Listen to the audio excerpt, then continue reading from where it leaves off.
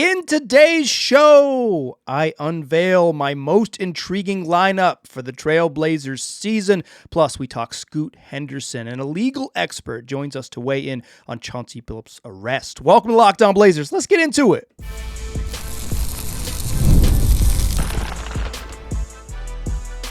You are Locked On Trailblazers, your daily Portland Trailblazers podcast, part of the Locked On Podcast Network. Your team every day. What's up, world? It's your past first point guard and Trailblazers reporter, Mike Richmond. Listen to another episode of Locked On Blazers, part of the Locked On Podcast Network, available wherever you get podcasts and also on YouTube. Thanks for making this show your first listen, coming at you each and every weekday, Monday through Friday. So make it a part of your daily routine. Make it your first listen and tell your friends to do the same. It's Locked On Blazers, your team every day. In today's program, we got a fun one. I am going to unveil my most intriguing lineup of the season, formerly known as the disappearing lineup trick, but the lineup stopped disappearing, so now they're just intriguing. I'll tell you exactly who I've got in my five-man most intriguing lineup of the season trick. Then we'll talk Scoto Henderson in the second segment while doing this exercise to think about what the most intriguing lineup for the season is. It got me thinking about Scoot, and it got me thinking about this year's team and this year's offense and how they play and how Scoot fits into that. And it took me back about a year ago to a conversation I had with Scoto Henderson in the Blazers locker room. I will share that with you in the second segment. And then to close the program, a former senior official for the Department of Justice is going to join the show and talk about Chauncey Billups' arrest, how the federal government builds these cases, what is the sort of next steps for Billups, when the Blazers might have known about these alleged charges, or the charges are real, but these sort of the alleged acts. We will get into all that. It's a really interesting conversation. You will want to stick around for that one. But let's do what we do here and talk a little hoops up top. This thing that I'm going to do, first of all, I should have done it before the season started, y'all, but here's what happened. I did a little, sort of larger reporting show about practice in the NBA, and I wanted to put that out before the season started because it was kind of the catch for it. And then I had a day circled on, hey, we'll do disappearing lineup trick on this day, but then the Blazers signed two key players, Toumani Camara and Shaedon Sharpe, to contracts. Whoops, okay, those days are gone. And then the coach got arrested. We were going to do it after game one, and then there was, massive news. So I will say this. I'm going to unveil this now, but it's cheap to do this after 4 games. It's cheap to do this after 4 games because I would not have answered this the same way prior to game 1 as I am going to answer it after game 4. So, it ain't the same, but it's still intriguing and it's still worth looking into. But let me take you in the Wayback Machine briefly. I've done this a few times. This will be the 6th time I've done my what is now known as the most intriguing lineup. That's what it was initially, but I kept picking these lineups that kept disappearing. So then it became the disappearing lineup trick. Y'all want to see a magic trick? I can make a lineup disappear. This started during the 2020-2021 season when I said my favorite lineup that I wanted to see, my most intriguing lineup was going to be Damian Lillard, CJ McCollum, Rodney Hood, Derek Jones Jr., and Robert Covington. 2 newcomers in DJJ and Rocco. Let's see what they look like with the Blazers trio of guards. Well, that group played 4 total minutes together. The following year, Blazers added Larry Nance Jr., and I said, why not go big? Dame, CJ, Rocco, that's Robert Covington, Larry Nance Jr., and Yusuf Nurkic. Well, that group played 0 minutes together. A grand total of none in Chauncey Billups' first season. I really didn't know. The following year, 2022, I said, okay, the Blazers got some newcomers. They've added Jeremy Grant to the mix. How about Dame and the Wings? I wanted to see Damian Lillard, Josh Hart, Justice Winslow, Nazir Little, and Jeremy Grant play together in a small ball lineup. Well, that group played 3 minutes together. In 23-24, with the departure of Damian Lillard and the addition of some youngsters, I said, why not play big? Scoto Henderson, Shaedon Sharpe, Jeremy Grant, newcomer Rob Williams playing alongside DeAndre Ayton. They had kind of said before the season started they wanted to see what it looks like when Rob and DA play together. That group played 2 total minutes together. So that means over the first 4 years of doing this exercise, the teams I chose, the lineups I chose, played a grand total of 9 minutes together. This was one heck of a trick. 9 minutes across 4 seasons. These aren't that crazy of a lineup. All of them included either Damian Lamont, Ollie Lillard, and CJ McCollum, or after he was gone, after CJ was gone, and then later after Dame was gone, Scoot Henderson, Shane Sharp, like core players. I wasn't reaching. I was going for sort of the basics, right? And then so last year, I made a bold prediction. I said, this group I'm going to pick this year is going to play more minutes than all four prior seasons combined. And I was correct.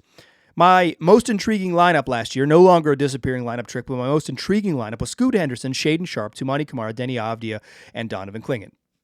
It's the Blazers' young core. It's their group of the future. They appeared in just 9 games together prior to the All-Star break and played 17 total minutes, but they played a bunch after the All-Star break. They finished with 74 minutes together, according to NBA.com. That was the Blazers' 5th most used lineup combination. They appeared in 17 games. Now, was that group good?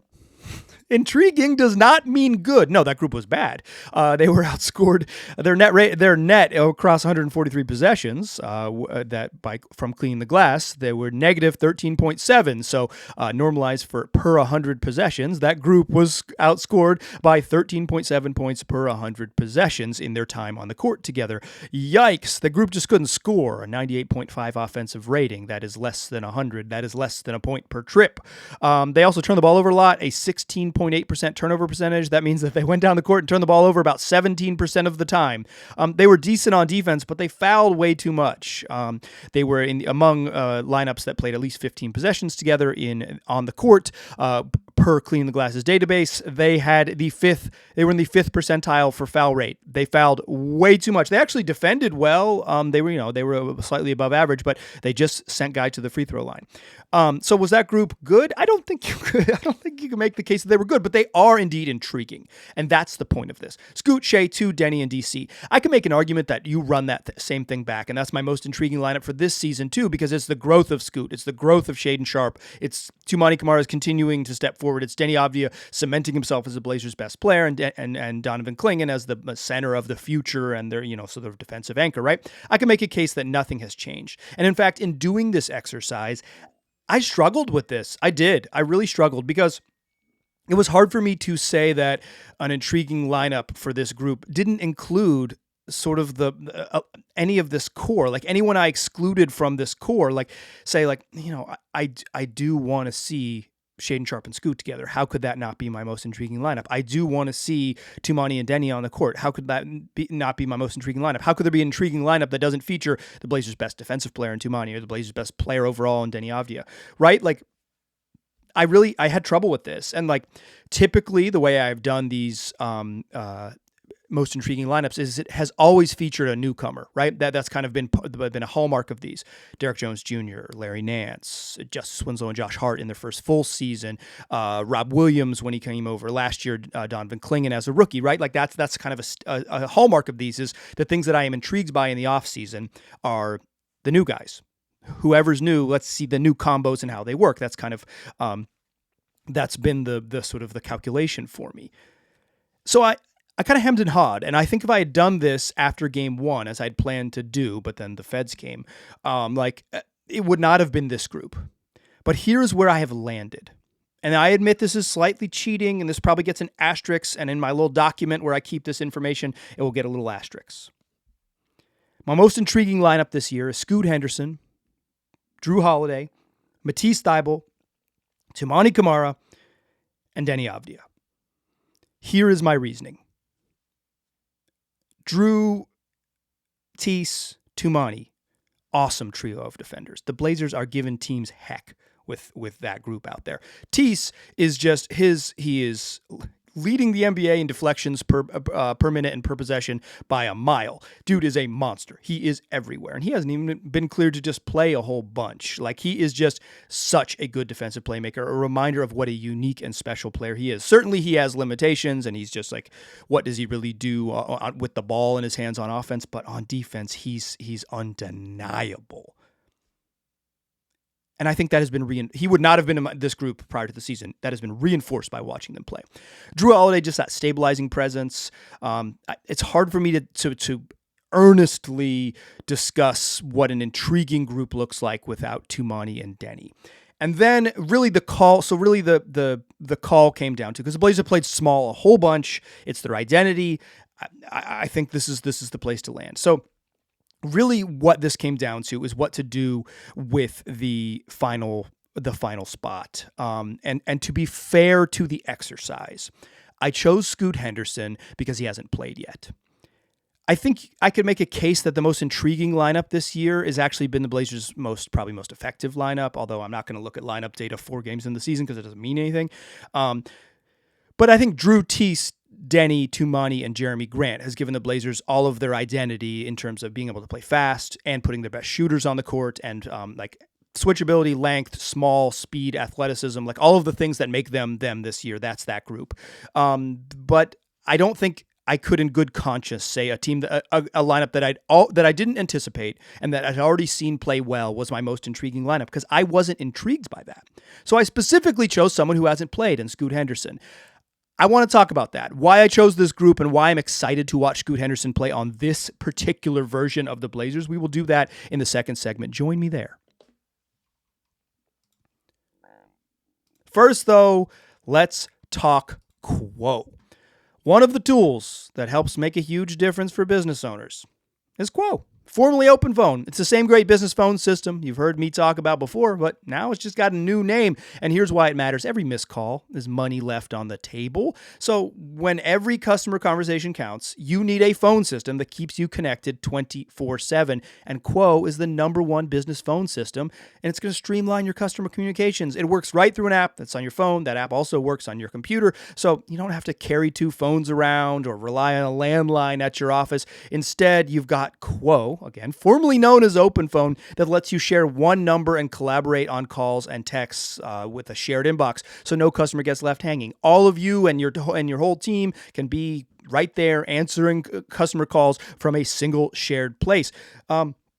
So whether you do have a small team that you are working with or you're just a solo business operator juggling everything, Quo makes it easy to stay responsive and professional.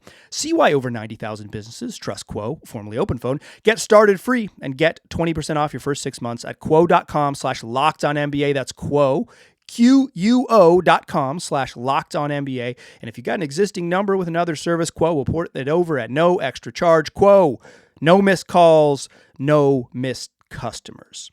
Today's program is also brought to you by Rippling. If you're a business owner, here's the truth. SaaS promised to work easier, but now the average company is buried by hundreds of apps that slow down your teams and simply don't work together. That's not SaaS. That's sad. Software as a disservice. That's why you need Rippling. Rippling is the unified platform for global HR, for payroll, IT, and finance, all in one place. They've helped millions of businesses replace a mess of disconnected tools with one system designed to give leaders clarity, speed, and control. So everything from onboarding to payroll to IT access is going to run automatically and perfectly in sync. It's seriously simple to use, and it's going to give your company one source of truth for your people, for your data, and everything that you touch. Whether you want to run your entire HR department, your IT, or your finance operations as one, or just fill the gaps in your software stack, Rippling can do it all. And right now you can get 6 months free when you go to rippling.com/lockedonnba. Learn more at rippling.com/lockedonnba. That's rippling.com/lockedonnba for 6 months free. All right. So why I didn't go with Jeremy Grant in that lineup I already talked about. Hey, I can't pick a lineup that's been intriguing to watch but wouldn't have been in my brain. And why I didn't go with with Shaedon Sharpe in that lineup is because I am specifically intrigued by Scoot.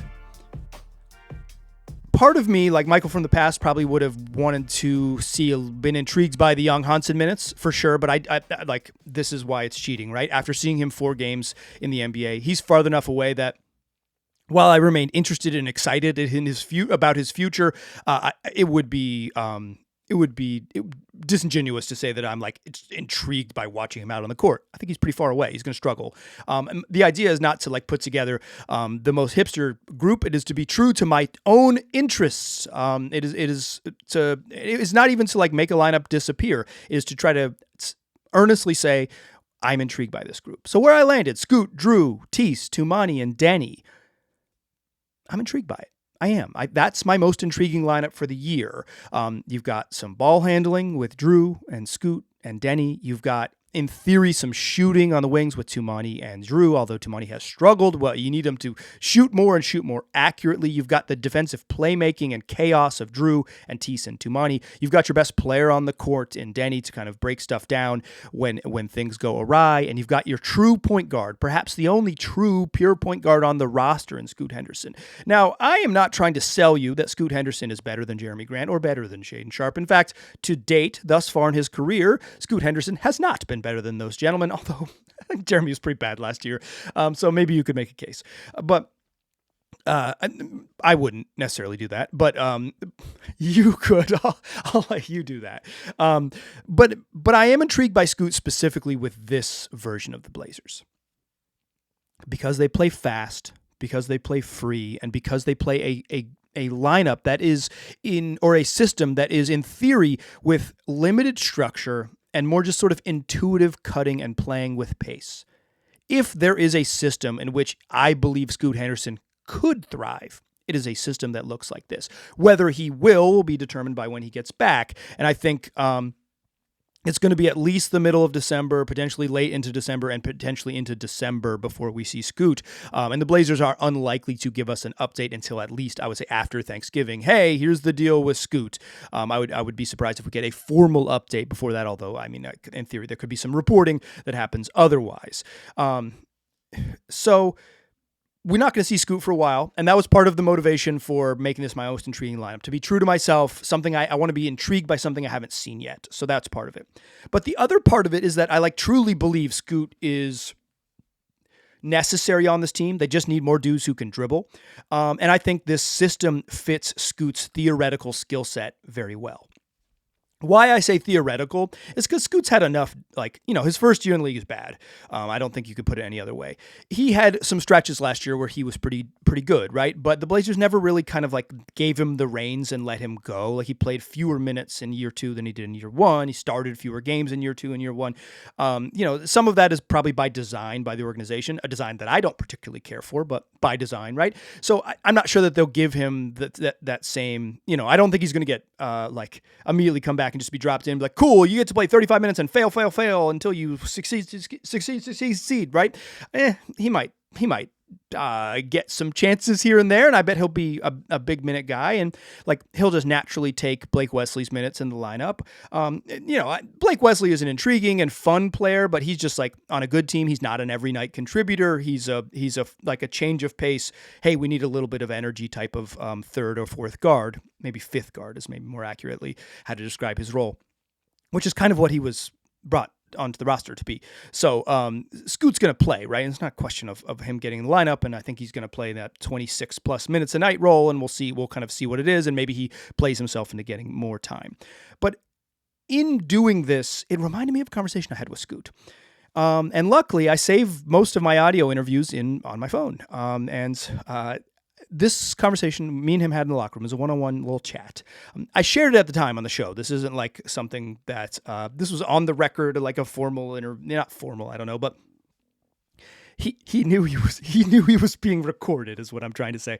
And I shared this on the show, a year ago, 10 months ago, but I was prepping for this show and it reminded me of it. And so I went back and listened to this conversation from December 28th of 2024. And I had asked Scoot, I said, hey, to my eye, it looks like you do better with structured offense. Do you feel the same way? And he said, no, I don't. Said, and I'll quote you here. He says, when it's so structured, it can be tough for me because it slows me down. Obviously, when certain plays are drawn up for me, I'm going to go make something happen, but I don't want to go slower. And I said, so, you don't, you're getting the calls from the coach, but you don't, that's what you'd rather do is when you come across half court is not have to look at the bench, or as you're pushing up, not have to look at the bench and make a call. And he said, no, let me be free. Let me call it. And at the time, this was sort of an interview framed around Scoot had played a little bit better with 2 games where Nate Bjorkgren was the coach and not Chauncey Billups. But to my eyes, what Nate had done better was put structure with Scoot, right? Was let him play with structure and let him actually get into stuff that's called for him to maybe not to score, but to be the guy who kind of creates the advantage initially. And Scoot said, no, like, I don't want to play that way. I don't want to play with structure. It's always informative when you pose something to a subject, particularly in this sort of basketball interview world. And they're like, I just straight up disagree. Like, that is, you ask questions not to get confirmation, but to get answers. And when the answer goes, it runs, a skew of what you thought. I think it's really informative. And I thought that was super interesting. But an offense that lets Scoot play fast, an offense that has limited structure, has rules but limited structure, that's exactly what they're running now.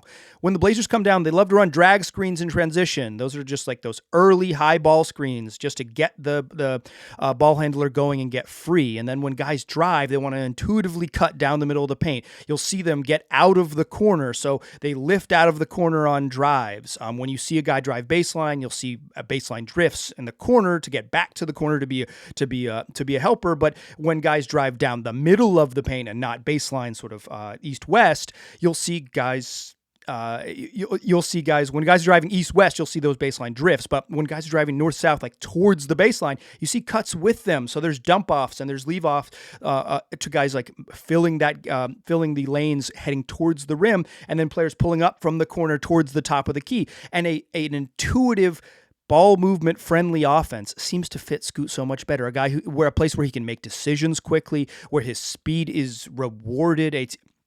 A team that wants to run, a team that is going to turn the ball over just because they play fast and they want to pass a lot. And if you play fast and want to pass a lot, you're going to turn it over. So some of Scoot's warts and decision-making stuff is like kind of baked in. Hey, we want to play this way, so like get comfortable playing this way. After watching the Blazers play for a week, I really, really, really want to see Scoot play in this lineup, playing the system rather.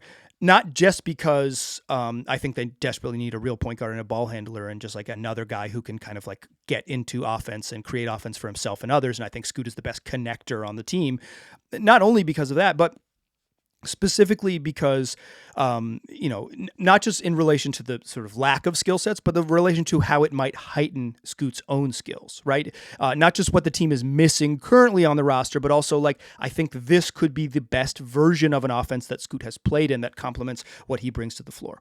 I'm intrigued by him. I'm intrigued by Scoot, and that's why he's part of my intriguing lineup.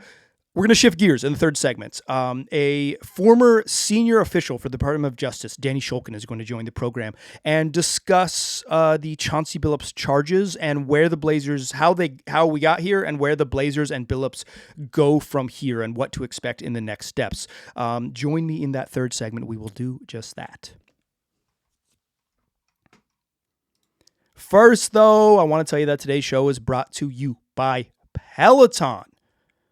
Peloton is shaping the future of fitness with the brand new Peloton Cross Training Tread Plus. Powered by Peloton IQ, it's their most advanced equipment yet, designed to give you real-time guidance and endless ways to move, whether you're running, you're lifting, or cross-training with your favorite instructors. This is training reimagined. Peloton is built for breakthroughs with tools that help you plan, stay motivated, and reach peak performance.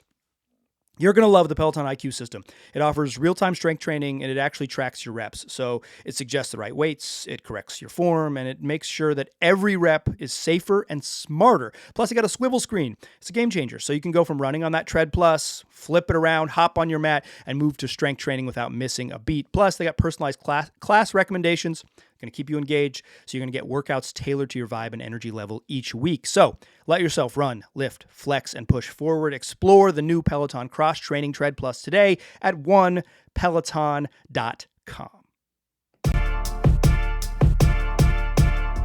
Still a pass first point guard. I'm still Mike Richmond, and you are still listening to Locked On Blazers.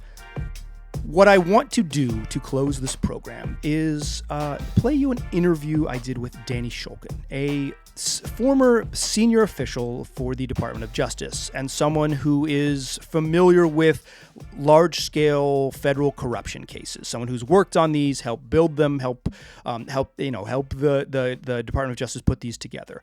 An expert in how the DOJ would have built a case and will now carry out their case against Chauncey Billups. Super fascinating conversation. I'm going to play it for you now. And it kind of gives you perspective on on how we got here and the next steps for Billups's current legal situation. Joining me now, Danny Shulkin, a former Department of Justice senior official and someone who has a pretty deep knowledge of how these big federal cases are put together. Danny, thanks so much for joining us. Thanks so much, Mike. It's a pleasure to be here. So I have so many questions. I'm gonna try to just ask the biggest ones, but I think the number one thing for Blazer fans that is circulating right now is when a case is put together like this. When would the team and when would Chauncey Billups have had any inkling that something like this was going to happen? There's a variety of ways that these types of cases come to be. Someone might tip someone off, a victim might have thought something might have been suspect, and this case likely was in the years to make. This is a multi-year, multi-agency. You've got state agencies and federal agencies working together, taking years to build with investigators following the money and a lot of cooperators, frankly. I think that, for some of these defendants, I'm not sure about Chauncey Billups particularly, but at least perhaps some of the lower level defendants, this shouldn't come as a surprise. They likely were they probably were approached by investigators, and certainly some of them were approached with possible plea agreements and plea deals. And this is a really built out case with a lot of evidence and a lot of people working on it. So there's a chance that before Billups was arrested on Thursday, that both he and the organization were aware that something was coming. That's a possibility.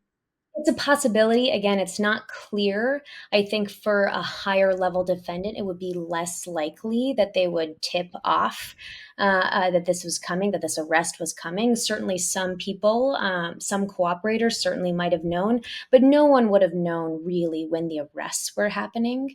That would have been kept very tight, very tightly coordinated with multiple different agencies working together. That's why it happens at 5 a.m. at your house. Right. Yeah. So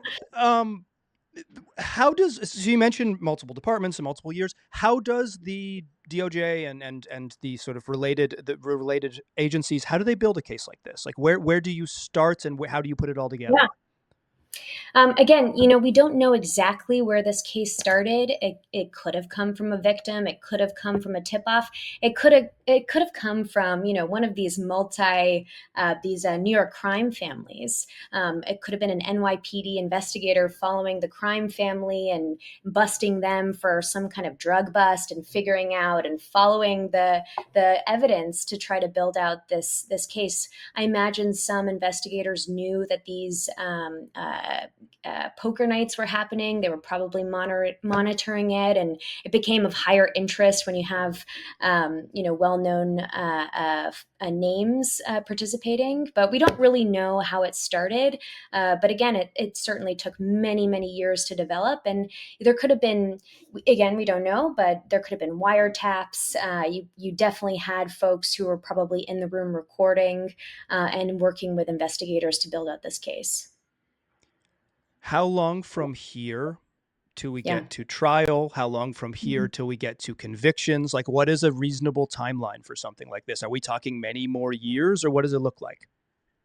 Yeah, we've got a long road ahead of us. That's for sure. I think, prosecutors in this case, in a normal case, wouldn't bring an indictment unless they were pretty certain or had a lot of evidence that they would win at trial, or at least that it was a triable case.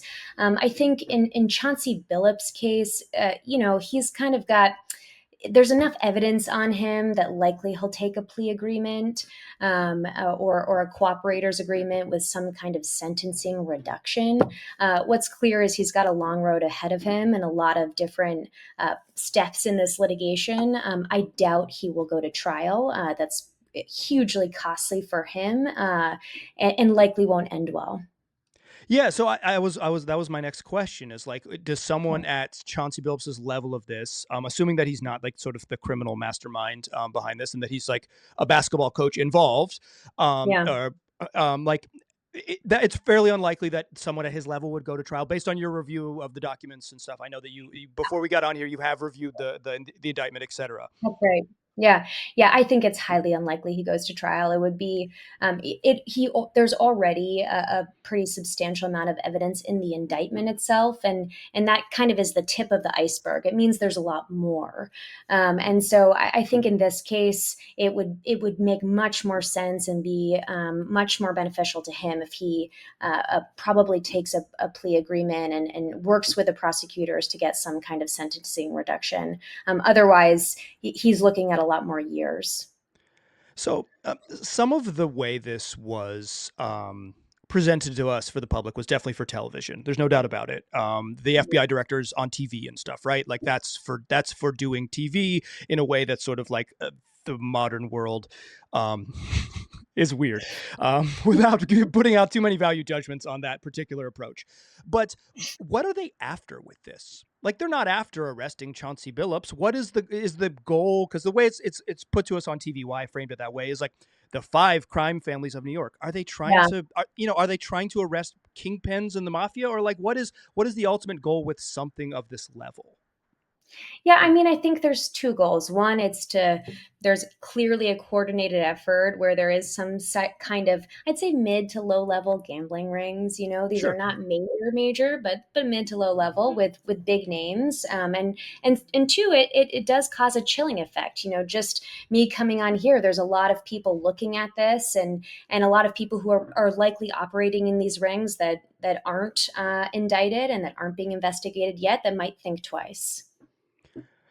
So if we're years in the making and perhaps years down the line from trial, what are the sort of next immediate steps in this case? Like, are we for from someone like Bill's perspective? Is there an expedited process, or is he just kind of in the gears for now?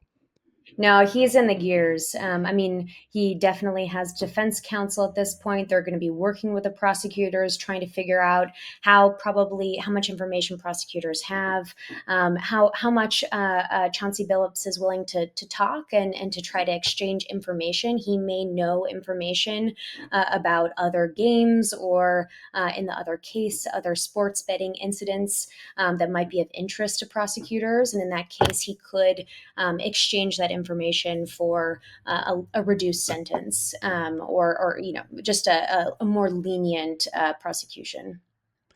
In your experience as a former senior official with the Department of Justice, how common are X-ray glasses? How common are cool contacts like this? Like when I'm reading this indictment, this to me this sounds like some true James Yeah. Bond stuff, right? Like Oh yeah, definitely. how what did those types of things, like the level of sophistication, and again, somebody won $1.5 million. We're not talking a great deal of Yeah. money. Yeah. Did this seem like a little more sophisticated than you would have guessed for what this ended up being? Yeah, it does seem sophisticated and definitely very sexy in terms of, the stuff used. And I'm sure the FBI and others also had some sexy things that'll come out as the investigation and more details come to light. I don't really know in terms of other cases. I haven't seen that much. It doesn't mean it's not out there. I frankly think that if it's here, then it's in a lot of other places too. Well, check your poker tables, y'all. They might be X-ray powered, I guess. And just that part really stuck out to me here. In the other case where Billups is just a co-conspirator and not specifically named, is he likely to face, like, do co-conspirators often get brought further along, right, and be eventually Yeah. specifically named and tried and all of those things? You know, it's actually, I haven't seen that often where you have two indictments at the same time where one defendant is named and then he's very clearly a co-conspirator in another. So I haven't seen that. It's unusual. It could be that he was, they are two very unrelated cases, Right. unrelated in the sense they're separate incidents. So the investigation, it could have seemed very separate. Um, but it could be too that Chauncey Billups knew about this other case. He might have been approached by the investigators. I'd say that's probably highly likely at this point, and he might have given information. I don't know, but it looks that way. And he might have been cooperating and was in the process of some kind of cooperation agreement or plea agreement. But it's unclear, and I imagine we're going to find out more information about that in the months and years to come. Awesome. Danny, thank you so much for lending Yeah. your expertise. I really appreciate the time. Yeah, thank you. It's been really fun. Thanks again to Danny Shulkin for joining the program. A fascinating discussion, and with someone who really knows how this process goes down. Dear listeners, come back for more shows. The Blazers play the Utah Jazz this evening. You're listening to Wednesday, October 29th program. They close out a 3-game road trip in Salt Lake City against the Jazz. That means Thursday's show, you know what it's going to be. We're going to break down everything that happened that game. And we'll have you covered for all of it right here, because that's what we do 5 days a week, wherever you get podcasts. Also on YouTube, interesting guests, different angles, intriguing lineups. Tell your friends about Locked On Blazers. Tell them they can get it wherever they get podcasts, and also on YouTube. I appreciate you listening. I'll talk to you soon.